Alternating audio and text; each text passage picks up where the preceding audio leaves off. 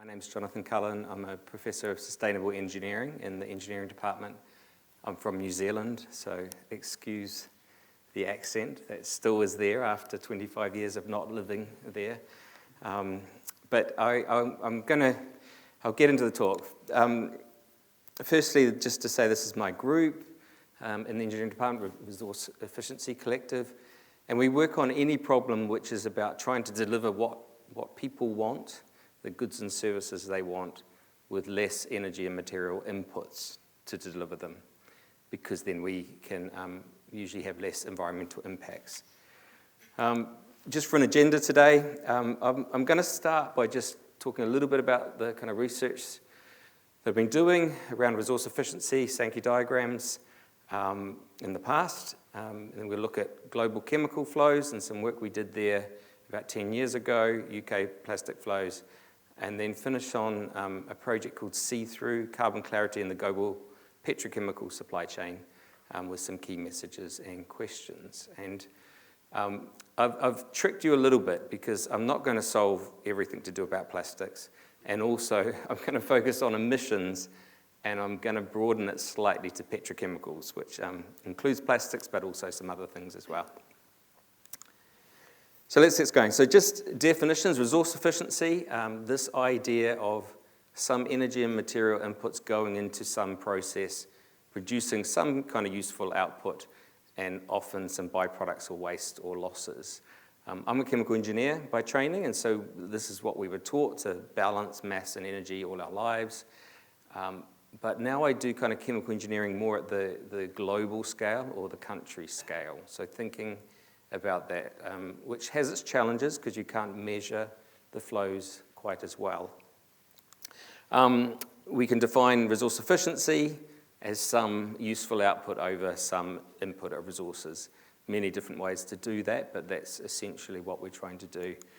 Why is that interesting? Because lots of emissions come from energy and materials, and we need to get to a zero carbon world. But also in our work, we're quite conscious of going right through to what people actually want. People don't want electricity. People don't want lumps of steel. People don't really even want heat. They want things like thermal comfort and buildings security, etc. So we're always trying to think about how do we deliver, because there's efficiency gains all the way across the supply chains. Second, just in terms of approach, again, one of the things we look at a lot is this idea that we're trying to make good decisions. That could be for a company strategy, that could be for a country and its policy, it could be for a university, etc. We're trying to make these good decisions, and good decisions sit on top of having good visualization, good indicators to measure things, good models and scenarios, a good understanding of uncertainty, which is often missing. That all sits on data, and at the moment we've got loads of data coming in. We're collecting data all over the place, and one of the things I think we're missing quite often with our data is this idea of what is the system that sits underneath the data. How do things flow? What's the inputs and outputs? Where are the losses? So we work a lot on this idea of what is the system that you're looking at, and then where can you intervene in the system to improve things. So I use a lot of Sankey diagrams, and this is Riel Sankey, and this is Irish captain back around 1900. He drew these two pictures of kind of flow diagrams, and what happens is the thickness of these lines are proportional to the flows. And so if I can point, which might be that one, you'll see right up here we've got these outputs of work on these two flows that are the same size. So this is steam engines producing the same amount of work. But it's very quickly you can see that this steam engine has much bigger flows of heat than this one. And so the one on the bottom is more efficient. And we use these diagrams where the thickness of the flows is proportional to the energy or material, because it's very easy to see what's going on and to be able to interrogate whether maybe our decision making makes sense by doing that. So here's a Sankey diagram of global energy flows. I drew this one in my PhD here in Cambridge. It's the allocation of energy from kind of fossil fuels mainly bit of biomass and some nuclear renewables. The red dots are the emissions associated with that. And it's allocating all the way through the electricity system, the different types of devices where we put energy in, we burn it, we transform it, the places where that energy ends up, the materials, and these final services that we deliver from those. And when we did this work, we're measuring everything, so we're measuring the final services as well. And it's just helpful. You get an idea of the proportion of things. We could get rid of all flying and all light bulbs in the world, so all aircraft engines and all light devices, and we're not going to solve climate change, unfortunately. Because these big things, these reds are all burning in heat. Lots of motion up here. We need to solve bigger problems. So it gives you an idea of scale. The numbers haven't, the proportion hasn't really changed since here, despite all our work to try and deal with climate change. The proportions are about the same, although we're now quite a lot more exajoules of energy total. So interesting work, and you get to see pictures. And so we ended up, and I've drawn a lot of these diagrams. Here's one we did with Leonardo DiCaprio Foundation. I didn't get to meet him, unfortunately, but he sponsored some work. This one's online, and just to confuse you, the energy diagram is reversed now. So we're starting with the services on this side, and we're ending up with CO2 and some gases here. And we've added in the land use down the bottom here, which is a big chunk. And so you can see that, like, delivering our food is actually quite a big chunk of emissions, because you've got land use changes in here, or the agriculture, you've got lots of nitrogen fertilizer coming from industry, and you've got some heat in your buildings to kind of heat your food up, wash your clothes, wash the plates, etc.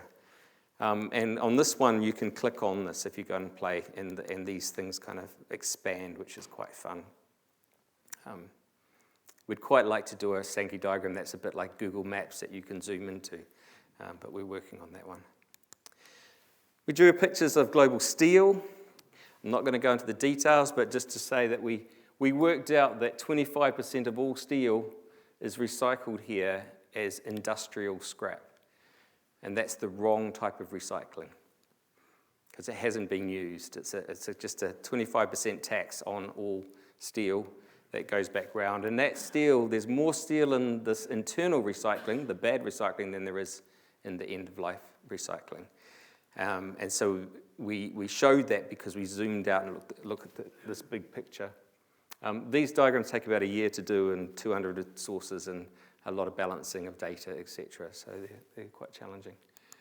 Aluminium flows, the same. This, we've got our kind of cast aluminium up, our wrought aluminium up the top here, extrusions, hot rolling wire, and our cast down the bottom here. And we identified, in this case, half of all aluminium doesn't make it into a final product, but it's recycled round in these loops. And we also showed that we've got a big problem coming, because we have a lot of downcycling in aluminium. You take nice, clean, wrought aluminium, you use it, but when it comes back in from end of life, most of it goes into cast aluminium, where we mix it with silicon and we're downgrading it. And most of the cast aluminium ends up here in vehicles, in your engine blocks and your gearboxes.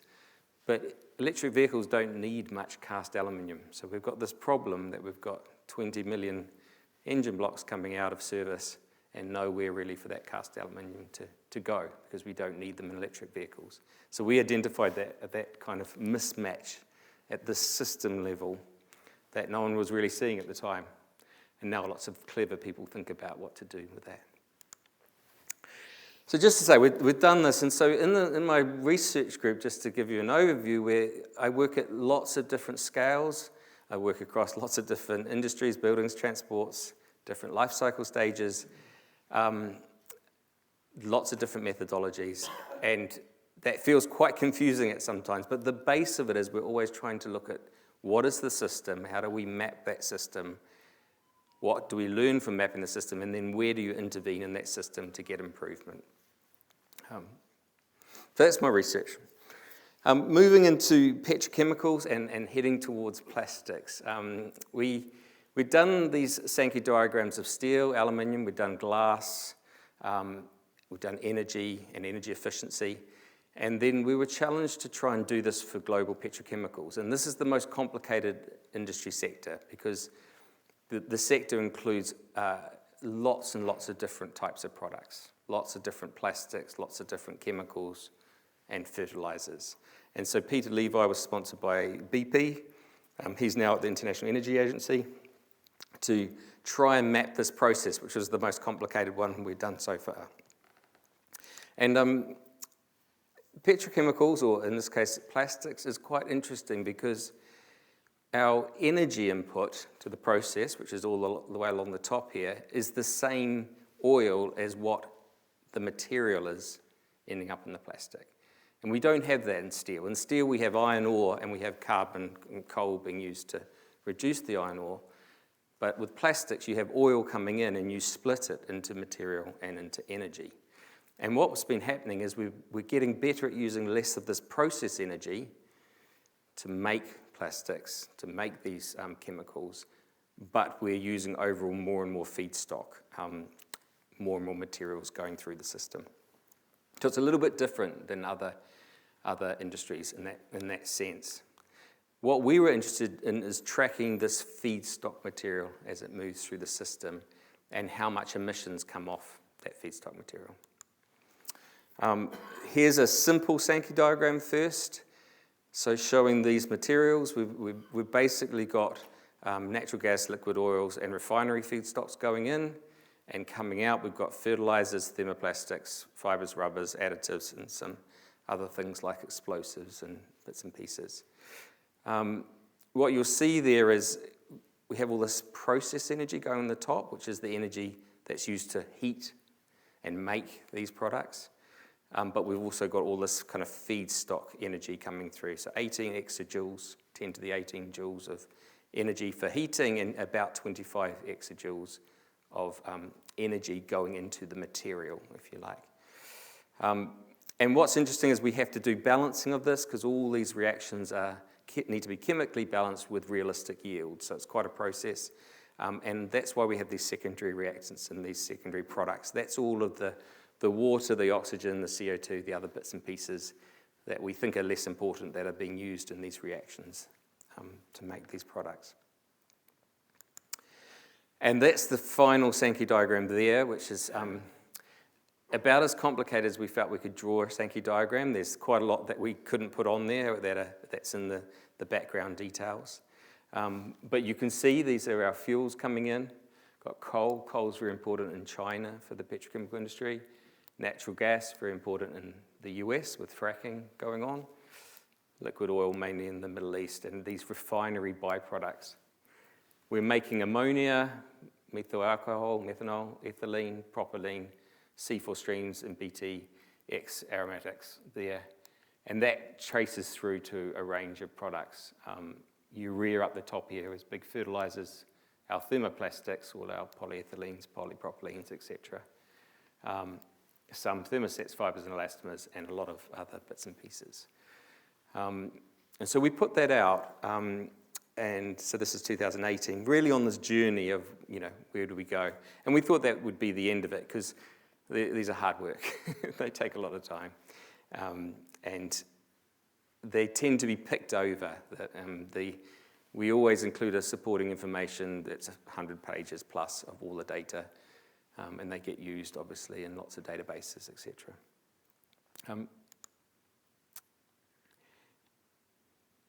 I should pause there.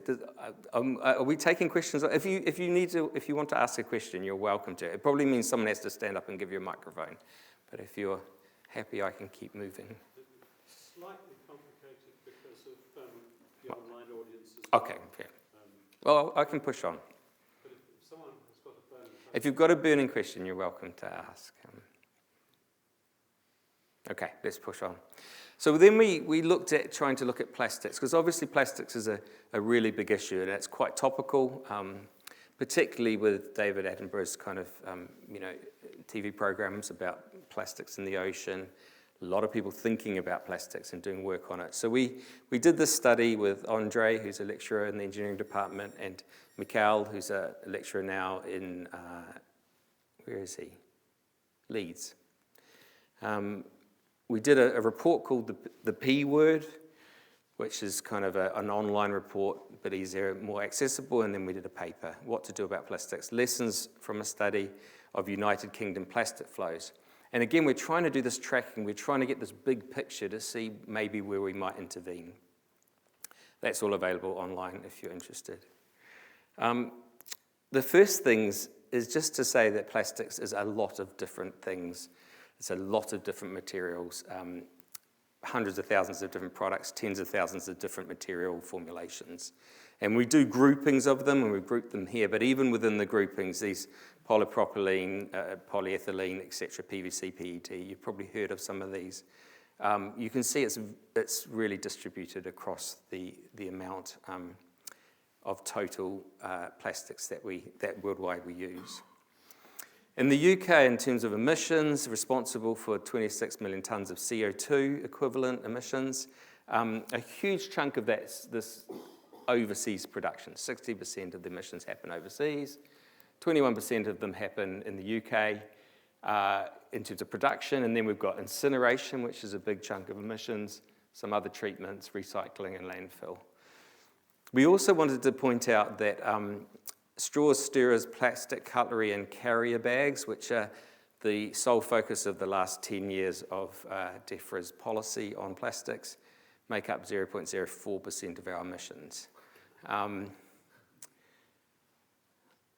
I would caveat and say they might have other impacts, but they're so tiny they make very little difference to anything. You can argue that it's helped the population maybe move forward and not like plastics a little bit, but you don't have to go very far when you go to the supermarket and realize how much plastic you have in your shopping to realize that a tiny straw is not going to make much difference. So we think policy is probably focused in the wrong place. We do this, again, a Sankey diagram here. The colors here are different types of plastics. So polypropylene's purple right down to PVC here, etc. So these are different types of plastics, which is normally the way we think, but we trace through from the primary plastic production here, huge amount of imports, but quite a lot of production in the UK. We're coming through here into intermediates, which are things like pipes and sheets of plastic, for instance, that are, again, we import some and we buy them.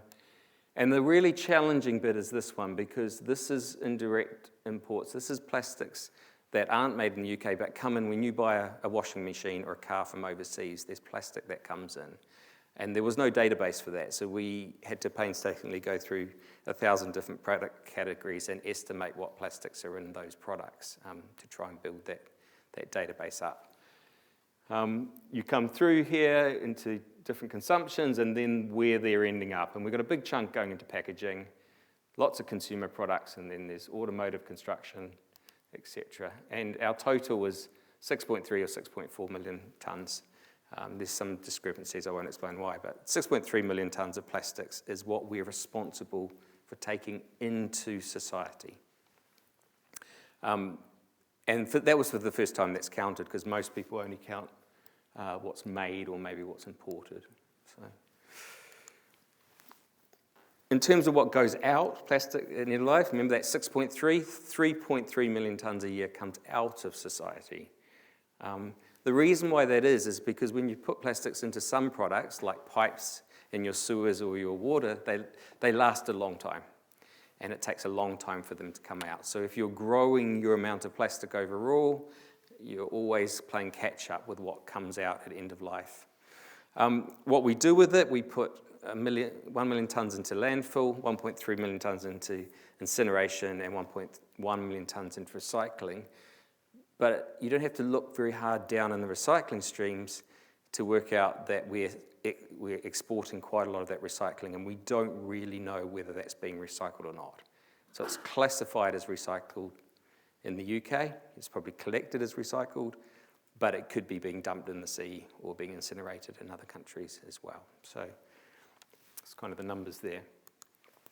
And then we did this mapping in between these two flows, the inflow and the outflow, to try and work out how much stock of plastic we have in the UK. Turns out we've got about 42 million tonnes of stock of plastic, and that's actually the plastic that's kind of near you.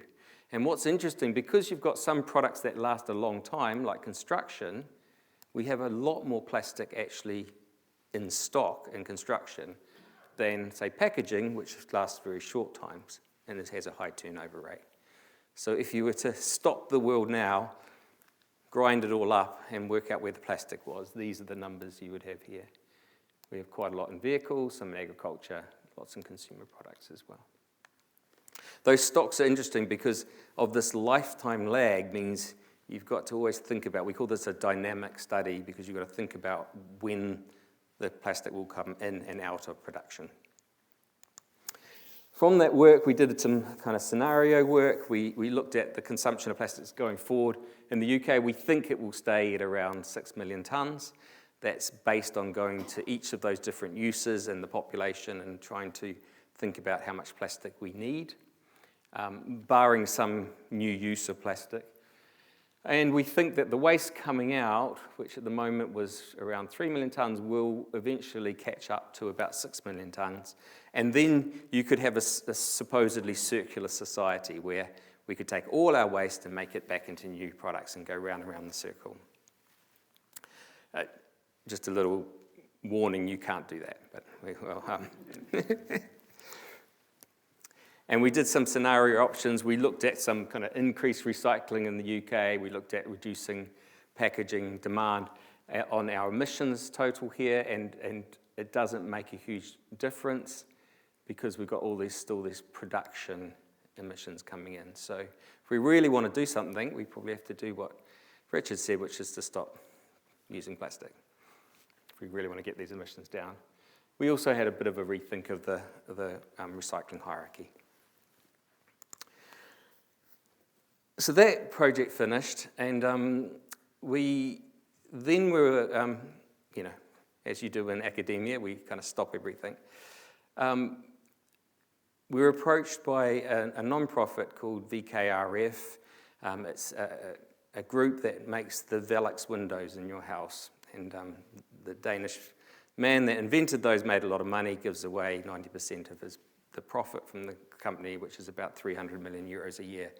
They don't normally fund research, but they were so concerned about petrochemicals, they decided to come and do some funding. And they were interested from a number of different angles, but essentially there's a lot going on in the press. You will have heard about marine plastics, about microplastics, maybe toxicity of plastics, that lovely smell in a new car, which turns out isn't very good for you, or fresh paint. Lots of issues kind of in the public eye, the plastic treaties going on. And over here we have kind of the industry, which is just seen as a bad polluter or as an engine of economic growth. And there wasn't much data to really go between them. So in this project, we're not going to focus on marine plastics and microplastics and these other impacts. They're all very interesting, lots of work going on, but mainly on the carbon emissions of plastics.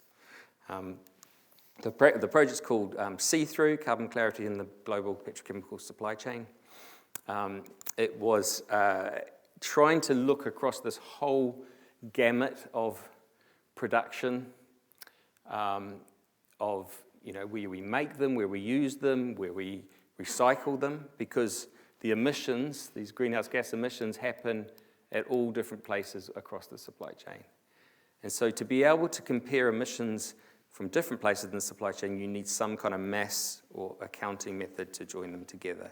So that was the aim, trying to make the data more accessible. Joined by Rick in Bath, who used to be in Cambridge. He did his PhD here under Robin Langley in the engineering department. Joined by Eric Massenet was at the International Energy Agency, and then is now in Santa Barbara with Philip. Andre, colleague here in Cambridge, and then David Allen in Texas, and Carrie King in Texas as well, and a company who Chris and Penny, Chris used to work in the industry for 30, 40 years, so he knows the industry quite well. So what are we looking at here? I'm going to move from plastics a little bit wider to chemicals, firstly, just so you can stick with me. Chemicals are everywhere in society, and that's because they're very attractive, they're very cheap, they've got great properties, material properties, and we've used a lot of them, particularly since the 60s, 1950, 1960. We really saw the takeoff. This is plastics on the bottom here. But also with fertilizers, since about the 50s, we see the takeoff. And crucially important, you'll see the fertilizers, the blue at the top. This is synthetic fertilizer, feeds half of the world's population at the moment. So without that fertilizer, we wouldn't feed the population. Rising demand, but also rising environmental impacts from these chemicals. And we think we need a new relationship, really, between consumers and chemical suppliers, because we're at the point where we need to see real change. We say they're hard to live with and they're hard to live without. It's very easy to say, let's just ban all plastics or let's ban all fertilizers, but when you actually think about how much plastics we have in the carpet and the seats and our clothes on the walls, and you start to think about not having these materials, going back to a pre-1950s world with metal tins and wooden things everywhere, it's quite challenging to think about that. But the sector has this huge environmental burden. 30% of industrial energy use, 11% of global oil demand, 10% of global natural gas demand, 17% of industrial CO2 emissions.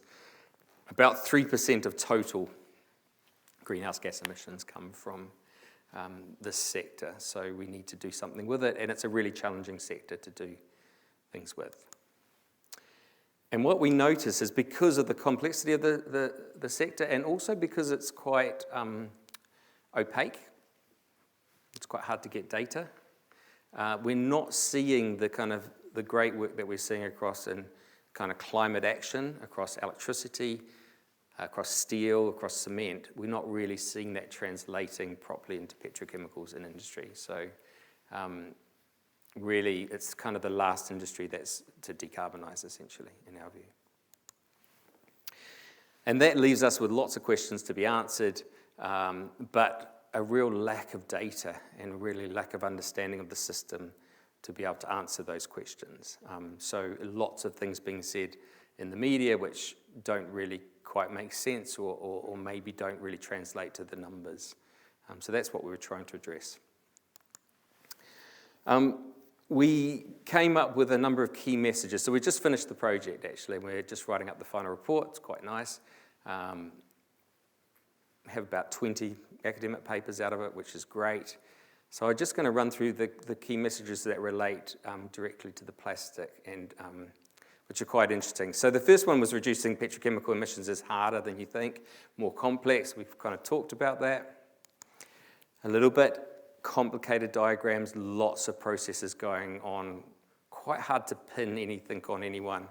In terms of policy, it's a real nightmare to try and get policy that can go right across all these different chemicals and not have unintended consequences. We did some nice work. This work's from David Allen's team in Texas. This is a kind of a network map of the US petrochemical production network. So these are all different materials. You think like natural gas coming in and natural gas liquids and crude oil and naphtha, producing lots of different intermediate products and lots of other products coming out of this. And the grey lines is kind of the base map today. And what they did is they introduced this one little bit here, this polyethylene recycled. It's a chemical recycling plant for polyethylene, to see what would happen if you introduced that one plant into this network. And all of the coloured lines are all the other nodes that get impacted by that one change. So it's a very complex and very interconnected network, and you change one little thing and you're actually changing multiple different factories. And so as a result of that, they estimate the capital investment to make these changes in all of these plants is 5 to 6 times the investment of just the polyethylene recycling plant. And these are all different actors, different companies with different contracts. So very difficult to make kind of changes that you would want to make in the system. It's very optimized. And when we look across the whole life cycle, it's further complicated. So we've been doing work on getting these numbers as accurate as we can. This is production emissions and upstream electricity emissions. We've got the best numbers now for that in the world. But if you get your feedstock for a plastic from natural gas, like they do in the States, the emissions will be 3 times as higher for that product because of the methane release that goes on when you're taking methane out of the ground. This is for fertilizer, if you look at the emissions for fertilizer, if you put fertilizer on the ground, 2/3 of the emissions that happen with fertilizer happen when you put the fertilizer on the ground, released as nitrous oxide from the bacteria releases. So you've got to think about putting it on the ground. And if you incinerate your plastics at the end of life, it's 2.5 times emissions. So there's these lifetime problems going on, which we don't have. And that's because the material is oil, essentially, and it can be burnt, etc. So it's complicated. The next one's quite controversial. Burning plastic waste never makes sense. So we're talking here about incineration, or what the industry calls energy recovery, which is taking off. This is kind of EU data on what we're doing with our kind of post-consumer plastic waste. Landfill has been coming down as we're pushing against landfill, and what's been going up is recycling, which is good, and energy recovery, which I argue is not very good. They've both been going up. Is that the right strategy, energy recovery? Here's a kind of a graph showing where the emissions per kilowatt hour of coal electricity generation, and this is the emissions from burning different plastic wastes per kilowatt hour of electricity generated. So when the UK was all coal, it might have been about even to burn plastics, but now we've considerably decarbonised our grid. We're now down here, and we're aiming to be at 0 by 2040. It doesn't make sense anymore to be burning plastic waste. We do it because we've got now big contracts to burn municipal solid waste. And those contracts mean that in Cambridge, our nicely separated recycling is often being burnt in incinerators to meet those contracts. So we've got a real problem. We've got long-term contracts signed up with energy recovery firms, and I think it isn't compatible with a zero-carbon world. What about recycling then? So recycling is challenging for plastics. If you recycle a PET bottle, the plastic Coke bottles that you get, nice and clear, pretty easy, you can recycle them, collect them easily. If you recycle PET that's in a carpet, it's almost impossible to recycle. So we're into really big problems about recycling, and this is just a chart from Ashby showing this theoretical concept that you can never get the last end bit of your recycling because the recovery becomes very expensive for the last part. But we think probably this maximum capital recovery is sitting more at about 40 or 50%. We don't think you can go above 40 or 50%. And there's nice work that's just coming out showing you can only really recycle plastics once. So big problem with those. When we look at future scenarios, so these are a whole lot of scenarios we did with Systemat, which is a consultancy, and also published a paper. When we look forward in the future, these are the most aggressive circularity scenarios. You'll see all these kind of recycle loops up in here, but we still have a big chunk of plastics here, which is either going into the economy or burning or incineration or landfill or leakage or whatever other method, because it's challenging to get this recycling higher than 30 or 40%. I'm going to come back to what I do think is the answer, but anyway, let's press on. Key message, another one, increased transparency is needed for better decision making. So here we're just doing some nice work. This actually just has been published in Nature Chemical Engineering. We're looking at the emissions per kg of product, and these are different plastic products here.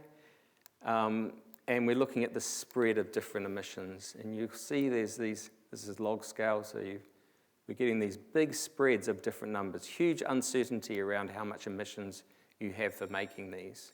And the values we tend to use in lifecycle assessment, which is a tool, eco-invent here or carbon mines are normally single dots and don't represent this uncertainty. The second one shows that in a bit more detail. This is making of ethylene production, so what we make polyethylene out of. These are 67 different processes of making ethylene, and you can see the variance in emissions. So if you make it from coal, you're up at 6 to 8 kilograms of CO2 per kilogram. If you make it from naphtha, you could be down as low as, less than 1. And again, when we try and count emissions, we tend to just use these red and green lines here, these horizontal lines. So we're doing a lot of averaging and not being very careful, and that's important. So if you're doing emissions factors on your plastics, you need to know where those plastics were made. If they were made in China, they'll be coal-based, and they'll be a lot higher than what you think they are. I'm going to go over that one. And we just did some work recently to try and help this problem, which is to put up our data online in a dashboard. This is showing different countries and the emissions, lots of different selections that you can do of different products and plastics, and trying to get this data out there. And all our data's got uncertainties on them so that you can look at what the uncertainty is. So just trying to push data out. Another controversial one is replacing plastics with alternatives is worse in most cases for climate change. This was quite surprising for us, but we did some work. We worked with McKinsey, and then we published a paper on this called Replacing Plastics with Alternatives is Worse for Greenhouse Gas Emissions in most cases.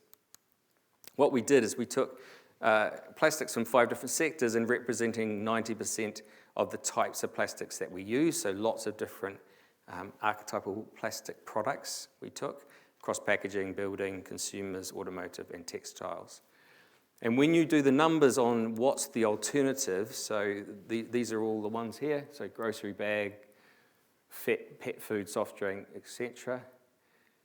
When you choose the next best alternative, so this is what they're made of currently, next best alternative, only one of them, which is industrial drums going from plastic to steel, results in less emissions. Every other alternative results in more emissions. So the conclusion of this is you've got to be very careful if you say don't use plastics, that people don't switch from using a plastic straw to a metal straw or a plastic cup to a metal cup. What you want to say is don't use at all.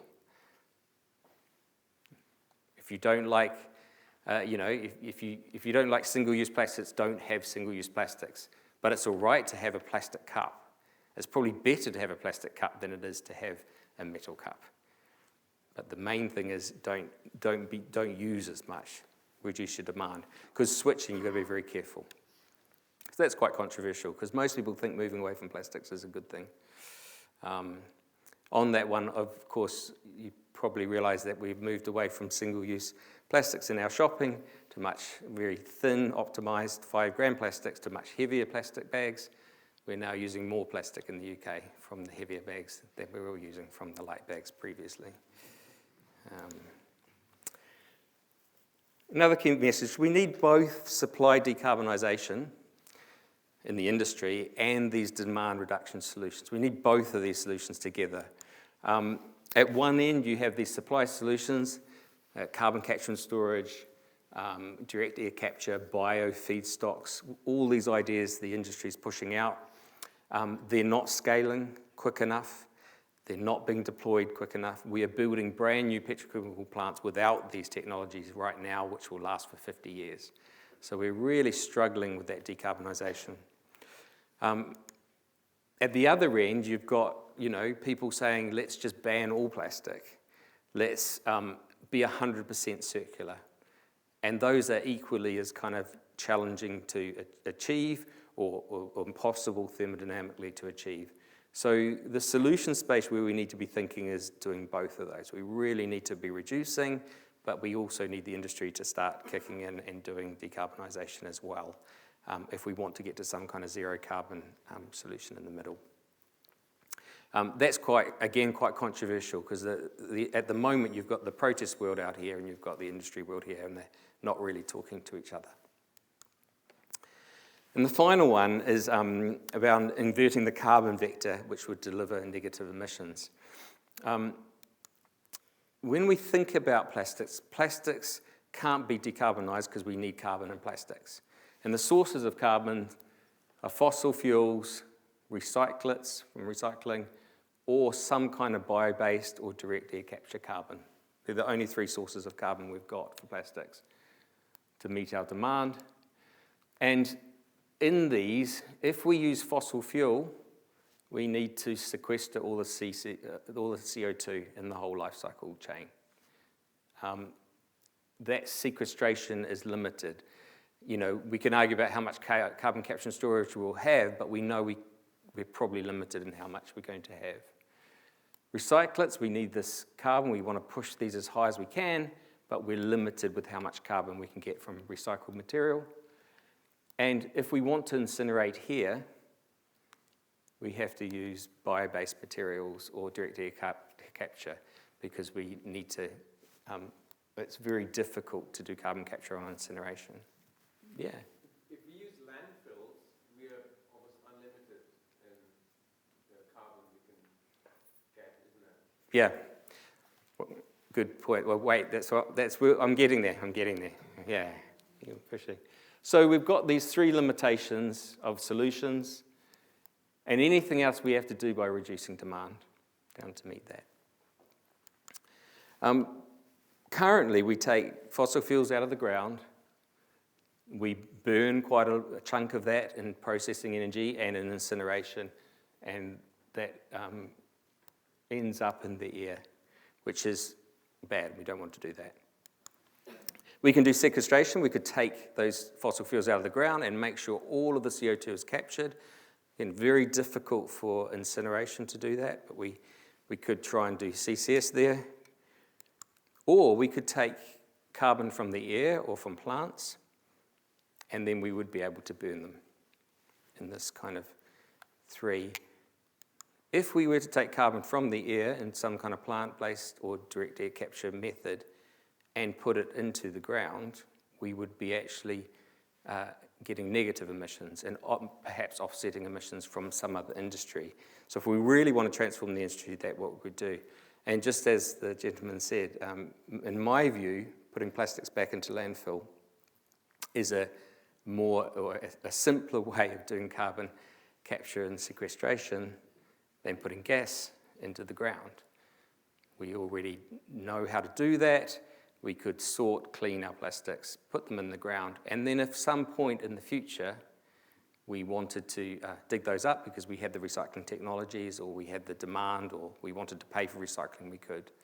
It goes against everything we've been told about landfill, but remember the problem with landfill is organics in landfills getting in the ground, releasing methane and causing all sorts of kind of putrefaction and problems.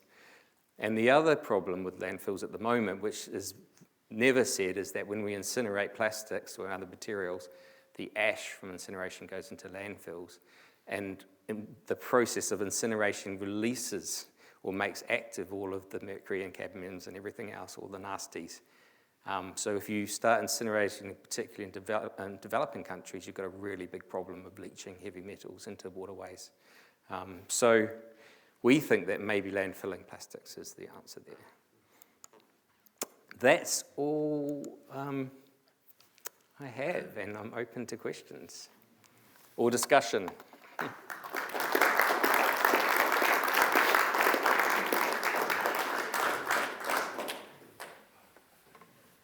Jonathan, thank you. That was fantastic. Almost uplifting. Oh. So one of the things that is sort of quite interesting behind all this is that we're not going to change the mix of plastics we've got. It's sort of classical now, isn't it? There are no magic materials that are coming online. There was a little phase, I remember, about 30 years ago of bio-generated, biodegradable plastics, but they are absent from your charts. Yeah, I mean, I'm not a material scientist, and a material scientist Yes. want to invent new materials, I think. But I think bioplastics do have their place, where they probably have their... I wasn't making a push for them. I actually don't. So I've got I think Yeah. for medical, single-use medical and some food, yeah. it might be the only way we can deal with those. Yes. You know, by buying bio on the front end means you can incinerate them. And for medical, we probably need to incinerate. Yeah, that's a good point. Questions? Are you finding that politicians are listening to what you're saying? Because I don't see much congruence between what you're saying and what I hear the politicians saying, and that's just awful. I don't know. As an academic, you try and put out the numbers, you try and put out the logic, and hope eventually some things turn. I think it's a very noisy space. You know, every time we publish a paper, we get trolled completely by both sides at the moment, by the industry and by the protesting kind of groups. But I think one of the problems is just lack of data and lack of numbers. So getting it right means you get equal numbers of trolling from both sides. Yeah, right. We seem to offend everyone, but yeah. I'm not seeing it yet in the UK policy on plastics, or circularity, actually, you know. So it's a nice idea, the landfill concept. So you're taking carbon from oil and fossils and turning it into some very stable polymer, and so it's a nice way to lock it away. Is that actually the case? So if you've got LDPE and you're putting plastic bags underground, they really don't decay, they really don't lead to emissions? Yeah. So what fraction of the stuff that we're burying really does remain stable? Well, so firstly, there's surprisingly little testing done on it, and I think the academic world needs to do some testing. We know PVC is a bit of a problem because the chlorine can degrade, but the studies we see, apart from PVC, is about a 1% degradation over 100 years.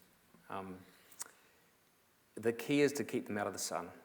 Yep. So putting them in the ocean means they will degrade, but putting them in the ground, they shouldn't. Okay, thank you. And obviously keeping them away from other chemicals and things. Surprisingly, when you go back in landfills, you see paper is still in landfills. You can still read papers in landfills. Paper doesn't seem to degrade. If it doesn't get wet, it doesn't really degrade in landfills. You know, we've got evidence of that back in the early 1800s. Paper still.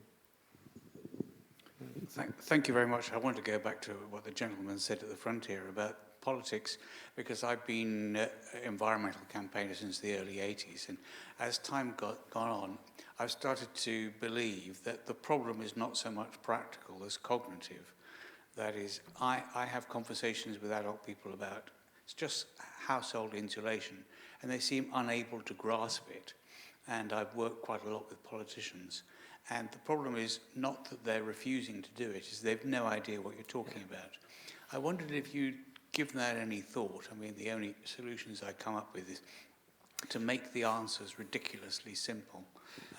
I mean, in part, that's why we tried to do these key messages as our final report, rather than the 20 papers with all the detail, to try and boil it down. I think in a lot of ways, politicians want these kind of black and white heuristic kind of decisions. You know, it's plastic's bad and wood is good, circular is great and linear is not, and these kind of very one-sided, and the reality is so much more complicated. I mean, every one of these chemicals is different, will require, you know. So if you say, what do you think of chemical recycling? Well, for some things, maybe, you know, bioplastics, or for some areas, maybe. I mean, it's such a big landscape. We're not going to have one solution that just fits it all. So I think we need to do a lot more work on trying to communicate those solutions. We have some questions from the online audience. Andrew Shepherd asks, so we need to promote plastics made from bio waste, ? So why was wood furniture 50% worse in terms of Hg than plastic. Was that on one of Yes, your slides? okay. I would have to go and look at the numbers on the wood furniture. Yeah. It depends. So wood's interesting because if we take natural green oak wood and we dry it in the air, it's quite low carbon. But if we take structural timber, which is dried in gas furnaces, it's about the same as steel in terms of its impact. And so you've got to be really careful. Again, it's in the detail of what that process for that wood has been, and then what are you going to do with it at end of life. So any of your MDFs, plywoods are all filled with glues, and you can't really recycle them. All you can do is burn them at the end of life. So, you know, it depends on those treatments. So that would that one. On the first question was? Bio waste. Yeah, I mean, I think bio has its place. We've got a project with James Elliott from Material Science on bio called Supplant, and I think its place is probably going to be in single-use health, where we need to incinerate. So if you want to make incineration zero carbon, I think you have to use bio. And maybe food, because if you wrap your food in something bio, you would maybe put that in with your composting. And then if you put your compost into some, proper composting facility, it's probably better that route. Yeah. The second question I got here from Felicia Connor.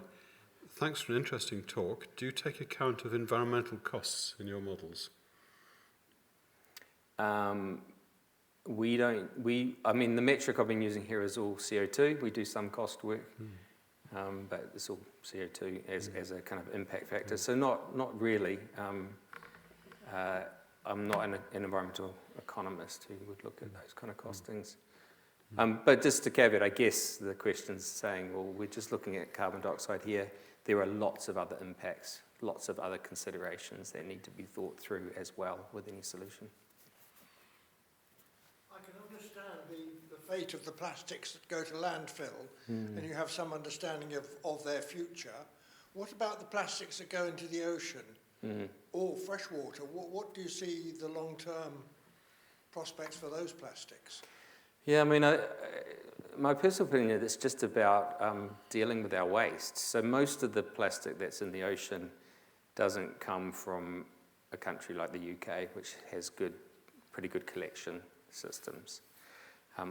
I'll explain that a bit more. Most of it comes from developing nations where they don't collect waste, or from the fishing industry, which dumps a lot of nets and things into the ocean. So that's interesting. We also put microplastics, obviously, but microplastics don't really come from plastic bottles. They come from tyres on your car and washing your clothes, mostly. So that's where microplastics mainly come from. So different kind of source, really, and dealing with those is a different issue. And if don't drive, then you don't have tyre, I guess. Don't wear clothes is a little bit harder. But there are filters that are coming on washing machines for those plastics. Yeah. Or don't wash your clothes, yeah. Wear wool because you don't need to wash it as much. Okay, this is... I have a question. Yeah. On one of your charts, there was depolymerization accounting for about 1% of the circularity returning.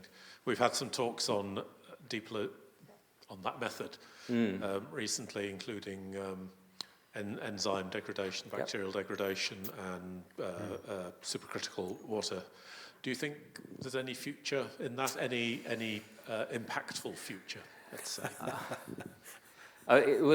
They're all quite low technology readiness at the moment, I think, those technologies. We're doing some enzymatic, and there's a plant in France that's doing enzymatic, but only on PET bottles, which we can already recycle mechanically. So if we can get the enzymatic to target some of the difficult ones, that could be an option. The kind of chemical recycling, the pyrolysis, which is mainly burning, doesn't look very good because about half of the waste is burnt to provide the energy to depolymerize, and then you need the energy to repolymerize again. So it's quite energy intensive and carbon intensive. But there's always interesting. I'm involved in a startup that's looking at trying to take mixed plastic waste, the difficult stuff, through to carboxylic acids. And that could be, looks like a lower energy route that might have promise. There's a question at the back, yeah.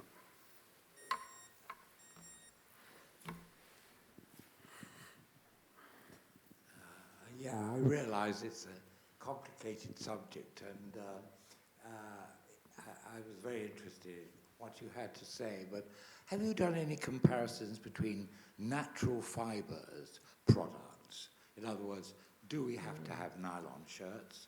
I mean, should we revert back compared with the CO2 and methane and other outputs from producing cotton versus the...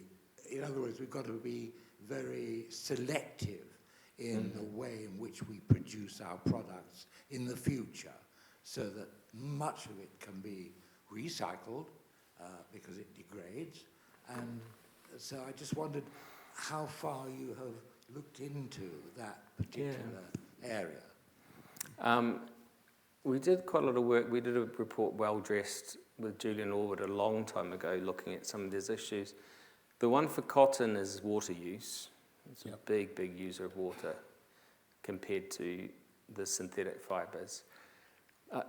But overall, my thing would be to say, if you can go to a natural fibre and it lasts a long time, that makes all the difference. Switching from one to the other might make 20, 30% different, but having something that lasts 10 times longer makes 10 times difference.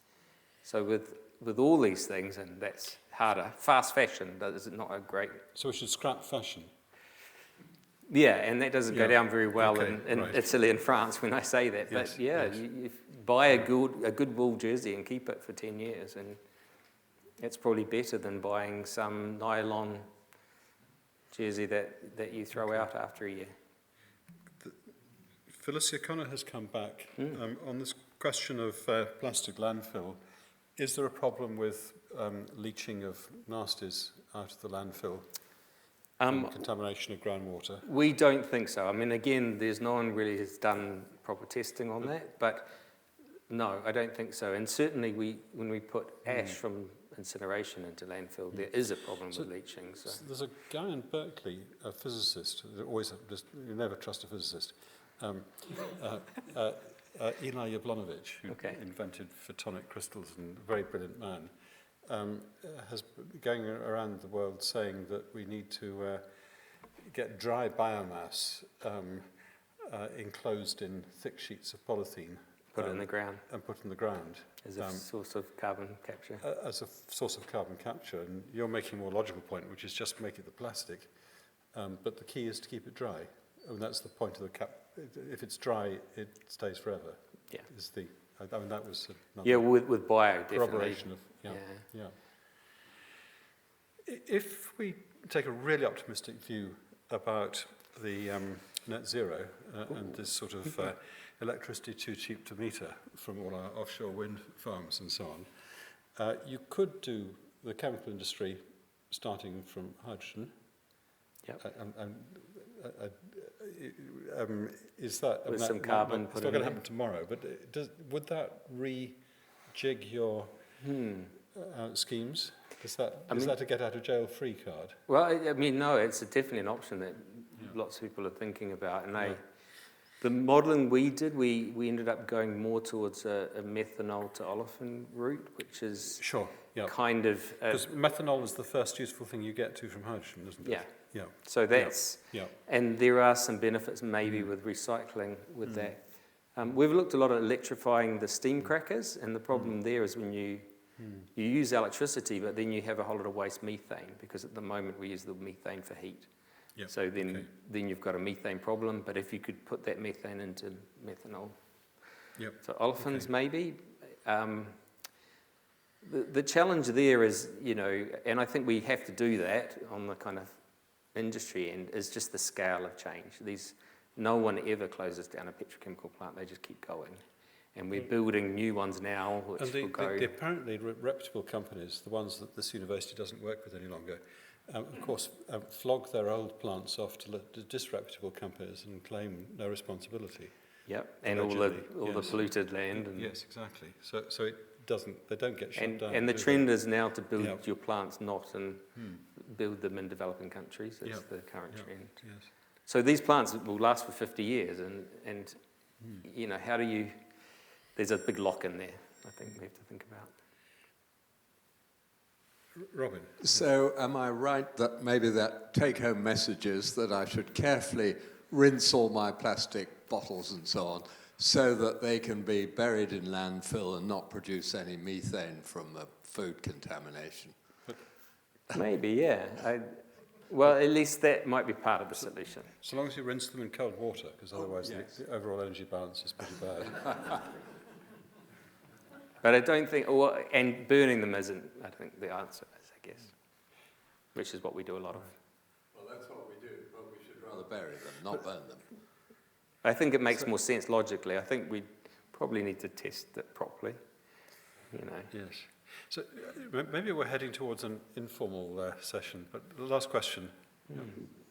Just on a slightly different topic, just the Sankey diagrams they were showing, I was just curious, are they a presentation tool, or do you gave some very interesting learning points, you know, wrought versus cast aluminium and engine blocks and such like. Do you learn those from the Sankey diagrams, or is that really how you illustrate it for audiences? I think by trying to draw the Sankey diagram, you do learn that, because you're trying to energy and mass balance everything, and so you're reconciling numbers from different sources, and you're seeing that some people are, you know, putting numbers out that are 1,000 times out. You're seeing all sorts of problems with the numbers because mass has to balance, energy has to balance, and at that level, you start to see that. I mean, the visualization helps other people see that maybe, and yeah, so it's the data collection exercise. Yeah. Thank you. That's a really useful question, perhaps just to finish the evening. I mean, Cambridge has made some big impacts in this quantification of what's going on. I think of David Mackay's wonderful book, published 2008, on doing the sums for energy in and energy out. And you've done something parallel and equally important to the Sankey diagrams actually, as you were saying, there's hundreds of pages of supplementary material with the source material revealed, but pulling it all together is a big step, isn't it? I think it is. I think so. I mean, we worked alongside David when we wrote the Sustainable Materials book with Julian and Sustainable Energy, and a lot of that thinking was, you know, here you had David Mackay, an incredibly smart man who was dumbing it down to 2 bar charts to make energy understandable, and there's something in that. I mean, but you bet your life the things he chose to put in those bar charts, he was being very careful about. So you know, but sometimes I think there is a way of seeing. But politicians were more intelligent in 2008. I don't know. The energy Sankey diagram was used by Sir David King every time he presented for many years. So I don't know. He never cited me or maybe explained it properly, but he would show it. I think they're very useful. Thank you very much. It's a wonderful talk. Thank you. Thank you very much.